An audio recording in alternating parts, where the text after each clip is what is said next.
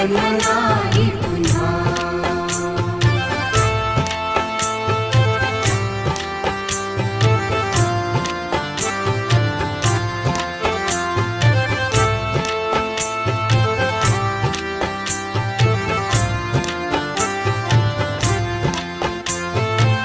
हा जन्म आहे सद्गुरु कृपेचा, हा जन्म आहे सद्गुरु कृपेचा, हा जन्म आहे सद्गुरु कृपेचा। हरि ओम स्वामी समर्थ म्हणा,